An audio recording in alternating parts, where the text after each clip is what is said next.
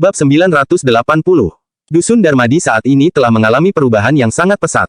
Sebagian besar rumah telah menjadi bangunan wastu dengan arsitektur yang sangat indah dan kokoh. Jika tidak tahu tempat ini adalah sebuah dusun sebelumnya, orang-orang bahkan akan mengira tempat ini memang desa bagi orang kaya.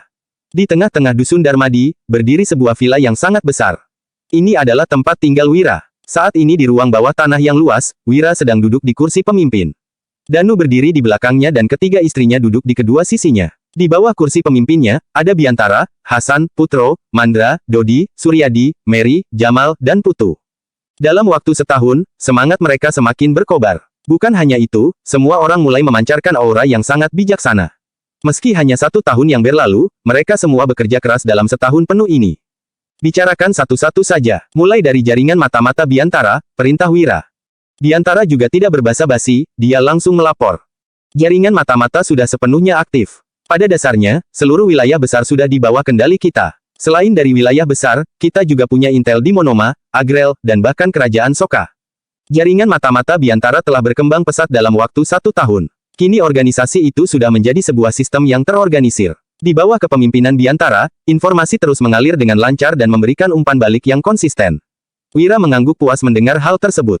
Yang paling penting adalah keluarga Barus, Juwanto, dan semua pejabat di pemerintahan juga harus diawasi.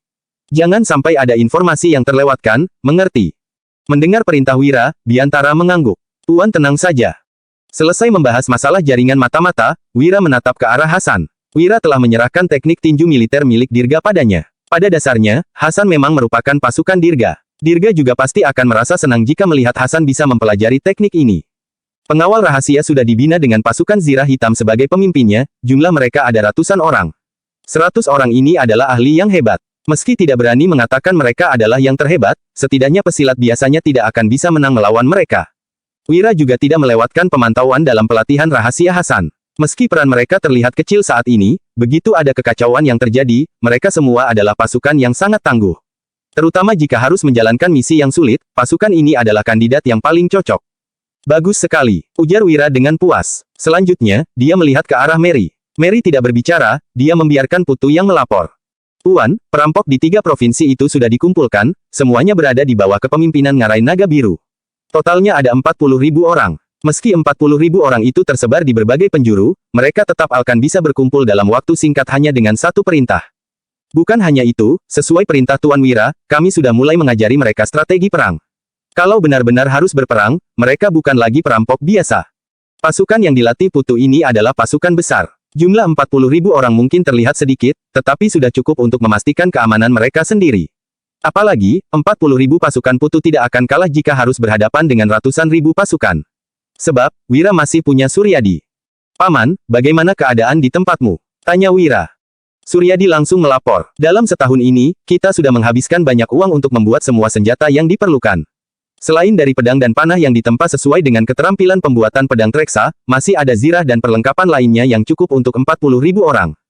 Untuk senapan, perlengkapan kita cukup untuk 1.000 orang. Kita memang punya banyak granat, tapi kalau harus diberikan masing-masing 10 buah granat, persediaan kita hanya cukup untuk 1.000 orang. Selain itu, busur panah dan lainnya, cukup untuk 40.000 orang. Bab 981.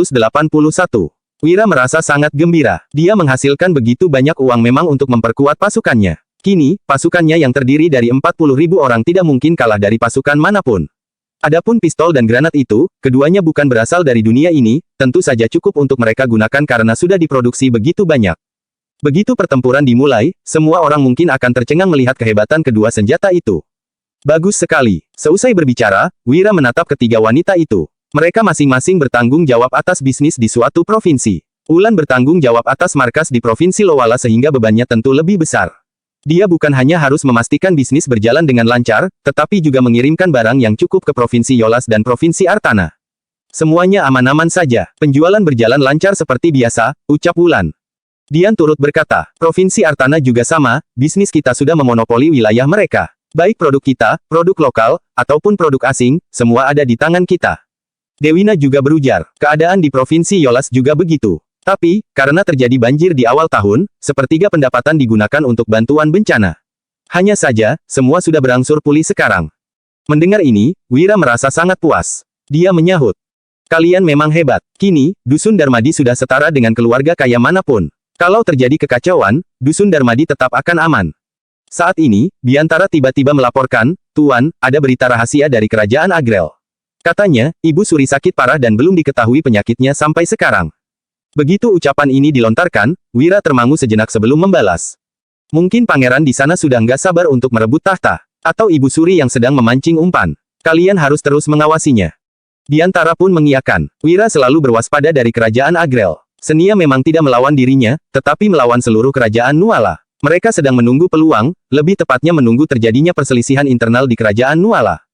Begitu terjadi perselisihan, Kerajaan Agrel tidak mungkin melewatkan kesempatan langka seperti ini.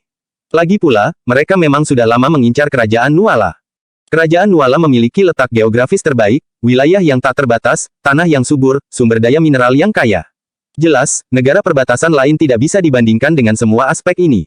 Itu sebabnya, mereka sudah lama ingin menyerang. Apalagi Kerajaan Nuala mulai kacau, jadi nggak mungkin mereka melewatkannya begitu saja. Kuharap ini hanya masalah internal Kerajaan Agrel, ujar Wira yang menghela napas. Meskipun para menteri masih menentang Ratu Jihan, semua ini terjadi karena keluarga Juwanto. Ratu Jihan juga sedang menyingkirkan orang-orang yang menentangnya, tetapi dia baru memimpin selama setahun, mana mungkin punya kemampuan sehebat itu.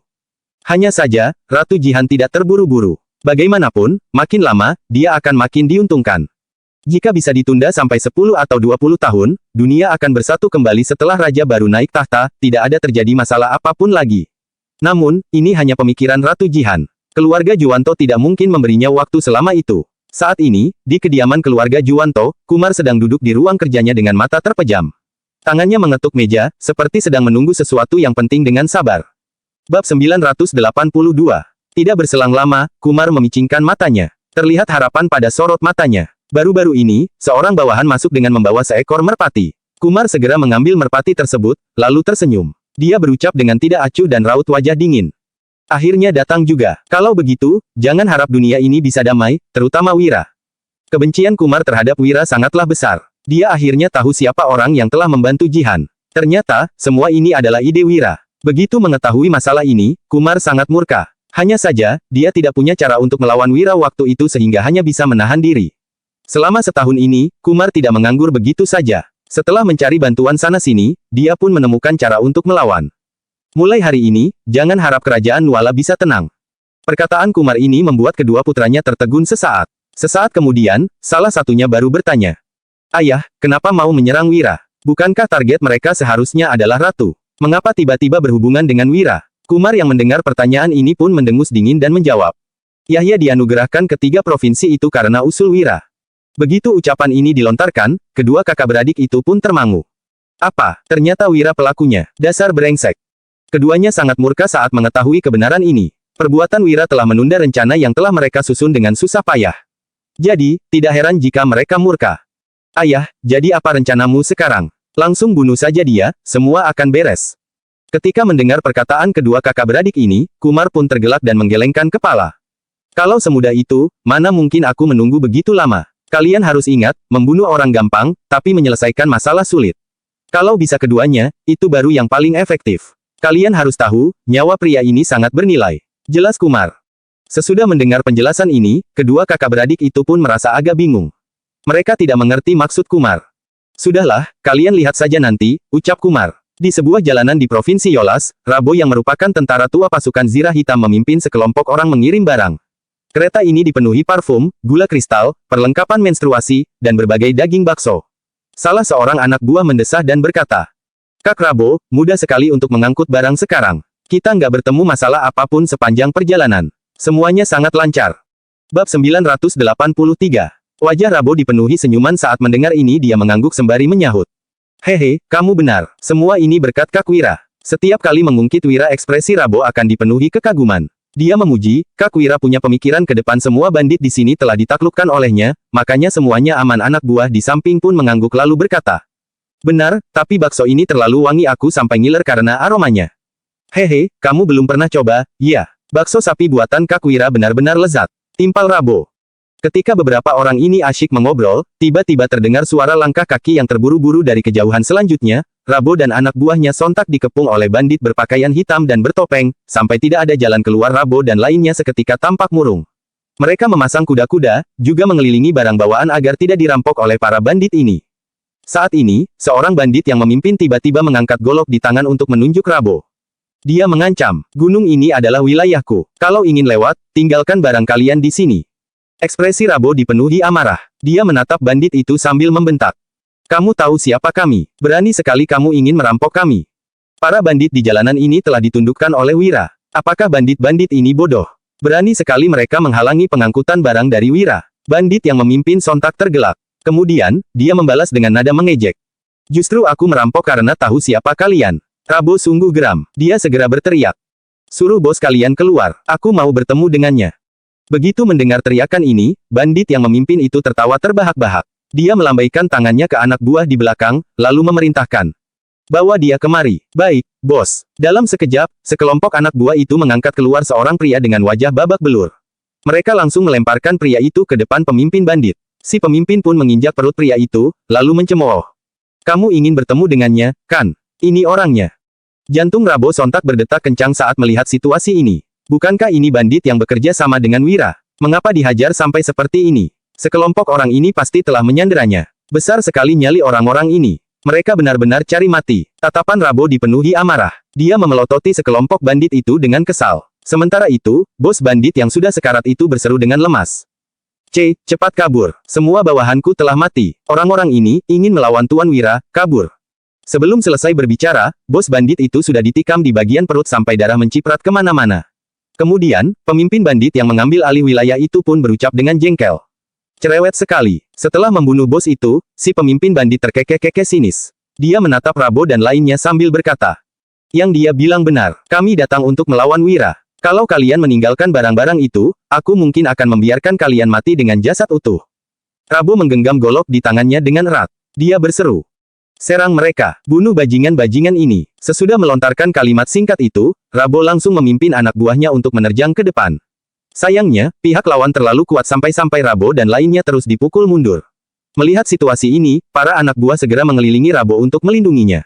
Kemudian, salah satunya berkata, Kak Rabo, kamu pergi cari Kak Wira saja. Serahkan mereka kepada kami. Rabo tampak ragu-ragu sejenak mendengarnya. Pada akhirnya, dia menggertakkan giginya dan buru-buru meninggalkan tempat itu. Bab 984. Rabo berlari dengan sangat cepat dan tidak berani berhenti sedetik pun. Akan tetapi, dia tiba-tiba mendapati sebuah sosok berpakaian hitam yang memegang belati berdiri di bawah pohon yang tidak jauh dari sana.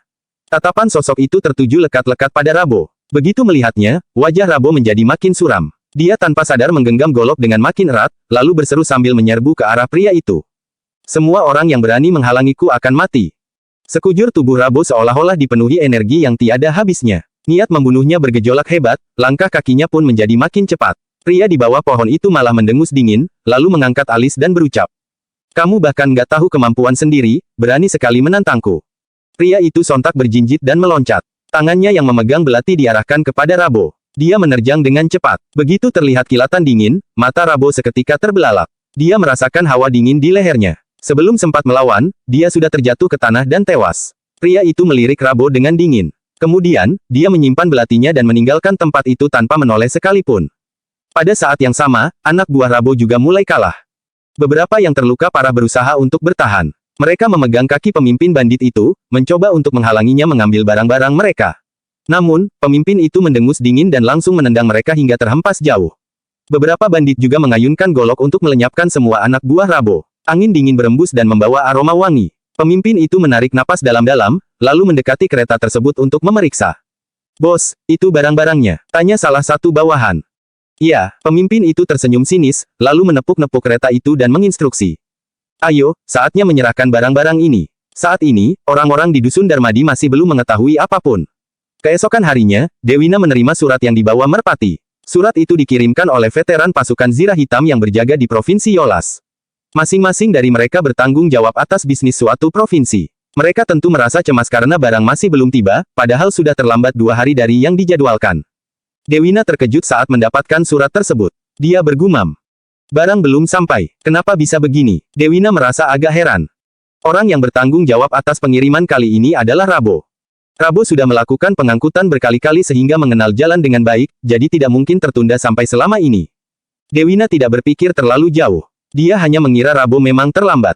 Kemudian, Dewina mengirim surat lagi ke markas para bandit di Provinsi Yolas untuk menanyakan situasi, juga meminta mereka untuk membantu pengangkutan. Namun, setelah 1 hari berlalu, Dewina masih belum menerima balasan apapun. Padahal, dia telah meminta mereka untuk segera membalas setelah menerima surat. Kenapa bisa seperti ini? Dewina merasa ada yang tidak beres. Menurut perhitungan waktu, Rabu dan anggotanya seharusnya sudah tiba di Provinsi Yolas.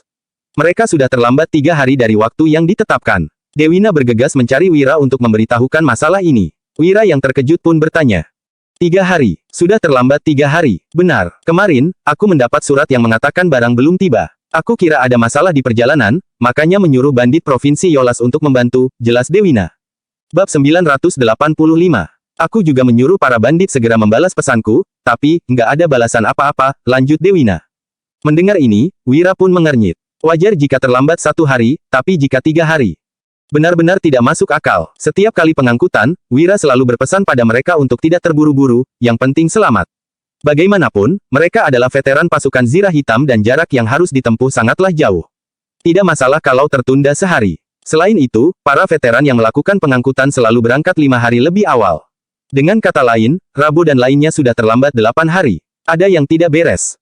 Apa? Rabu membuat kesalahan? Tanya Dewina dengan agak ragu. Jelas-jelas tidak pernah terjadi kesalahan seperti ini. Wira menggeleng sembari menjawab. Nggak mungkin, Rabu sangat bisa diandalkan. Dia nggak akan membuat kesalahan seperti ini. Selain itu, Rabu pasti mengabari kita dan orang Provinsi Yolas kalau ada keterlambatan. Kalau nggak, itu berarti ada masalah besar, lanjut Wira yang ekspresinya tampak heran karena merasa ada yang janggal. Saat ini, Biantara yang menunggang kuda akhirnya tiba di Dusun Darmadi. Dia langsung menyerbu ke tempat tinggal Wira untuk menemuinya. Sepertinya ada masalah yang terjadi, makanya kamu datang kemari. Tanya Wira. Biantara bertanggung jawab atas jaringan mata-mata sehingga tidak mungkin datang kalau tidak ada situasi mendesak. Kedatangannya ini pasti untuk melaporkan langsung masalah besar padanya. Benar, Kak Wira. Karavan ke Provinsi Yolas, semuanya mati, barangnya juga hilang. Rabo, dia mati dengan banyak bekas tusukan di tubuhnya. Lapor Biantara. Begitu mendengarnya, ekspresi Wira seketika menjadi dingin. Dia menggebrak meja sambil memaki. Brengsek, berani sekali orang-orang ini melawannya. Orang-orang ini bukan hanya merampok barang, tapi juga membunuh bos bandit yang bekerja sama dengan kita. Melalui informasi yang dikumpulkan jaringan mata-mata dan bandit Provinsi Yolas, ada petarung hebat yang tiba-tiba muncul di desa mereka. Jumlahnya sekitar 30 atau 40 orang. Mereka sama sekali bukan lawan orang-orang ini. Para petarung itu membunuh beberapa bawahan mereka, lalu menculik bos mereka dan... Tanpa perlu Biantara menjelaskan semuanya, Wira sudah mengetahui apa yang terjadi selanjutnya. Mereka membunuh bos bandit itu.